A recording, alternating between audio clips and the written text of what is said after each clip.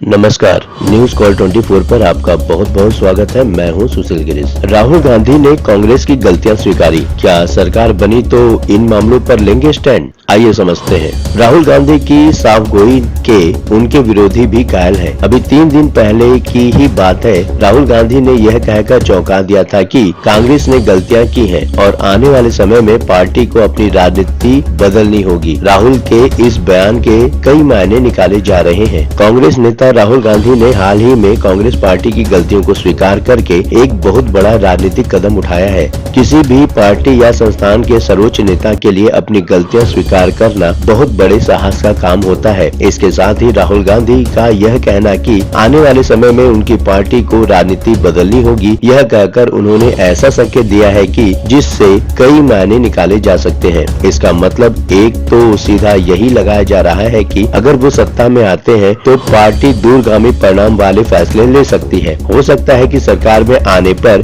कई ऐसे फैसले लिए जाए जो पुरानी कांग्रेस के लिए कभी संभव नहीं रहा हो। पहली बात, मंडल कमीशन का रिपोर्ट न लागू करने को भूल मानते हैं राहुल गांधी जिस तरह पिछले 1 साल से लगातार जातिगत जनगणना कराने और पिछड़ों को अधिकार दिलाने की बात करते रहे, उसे यही लगता है कि उन्हें कहीं न कहीं से कांग्रेस द्वारा मंडल कमीशन को दबाए रखने का मलाल है। राहुल आए दिन यह कहते हुए सुने जाते हैं कि सरकारी योजना बनाने वाले जिम्मेदार लोगों में कितने व्यक्ति पिछड़ी और अनुसूचित जातियों के हैं। जाहिर है कि मोदी सरकार के पहले भी पिछड़ी जातियों और दलितों की स्थिति बहुत अच्छी नहीं थी। इसका मतलब है कि उन्हें अपनी पार्टी के सरकारों पर नाराजगी है, क्योंकि कांग्रेस सरकारें भी ऐसी व्यवस्था नहीं बना सकी जिसमें दलितों और पिछड़ों के लिए फैसले करने वाले जिम्मेदार लोगों में उनकी संख्या पर्याप्त हो। राहुल ने लखनऊ में जिस स्थान पर कांग्रेस की गलतियां स्वीकार की, उसी स्पीच में उन्होंने यह भी कहा था कि देश में बड़ी संख्या में लोगों का भविष्य जन्म से पहले ही तय हो जाता है। राहुल ने कहा, लोगों को छोटे छोटे हिस्सों में बांटा जाता है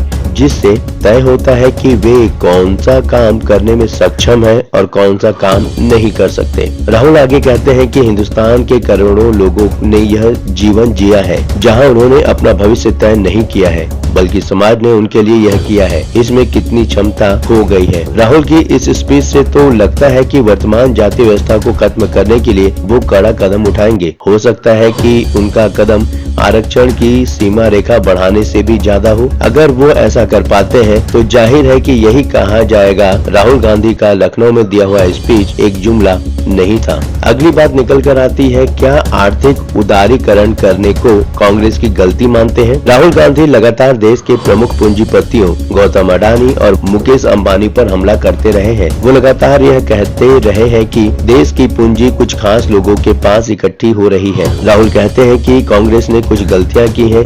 इसका मतलब हो सकता है कि राहुल गांधी को नरसिम्हा राव के पीएम रहते हुए किए गए आर्थिक उदारीकरण का मलाल हो, क्योंकि देश में 1951 के बाद से ही लगातार अरबपतियों की संख्या बढ़ी है। अंबानी, अडानी आदि का नाम विश्व के प्रमुख उद्योगपतियों में शुमार हुआ है। यूपीए सरकार के दौरान मनमोहन सिंह के नेतृत्व में भी तमाम ऐसे फैसले लिए गए जो देश में पूंजीपतियों की संपत्ति बढ़ाने में कारगर साबित हुए। राहुल गांधी कहते हैं कि पार्टी को आने वाले समय में अपनी राजनीति बदलनी होगी। तो क्या राहुल गांधी के नेतृत्व में यदि सरकार बनती है तो वो ऐसे कानून लाएंगे जैसा कि उनके मार्गदर्शक सैम पित्रोदा चाहते हैं? कांग्रेस के मैनिफेस्टो में भी कुछ इस तरह की बातें हैं जो पूंजी के कुछ खास लोगों के पास इकट्ठा होने से रोकने की बात की गई है। उम्मीद की जानी चाहिए कि राहुल गांधी अपनी सरकार बनने पर ऐसे समाजवादी फैसले लेंगे जिससे पूंजीपतियों का भला होने की जगह आम लोगों का भला होगा। अगली बात निकल कर आती है, क्या धार्मिक आधार पर आरक्षण न दे सकने को मानते हैं गलती? राहुल गांधी ने पिछले दिनों केवल पिछड़ों के लिए ही नहीं, देश में अल्पसंख्यकों की खराब स्थिति के लिए भी उनके प्रति संवेदनाएं दिखाई हैं। जाहिर है कि मुसलमानों की दुर्दशा का कारण मोदी सरकार के पिछले 10 साल नहीं है। मुस्लिमों की दशा खराब करने के पीछे कांग्रेस राज का हाथ भी रहा है।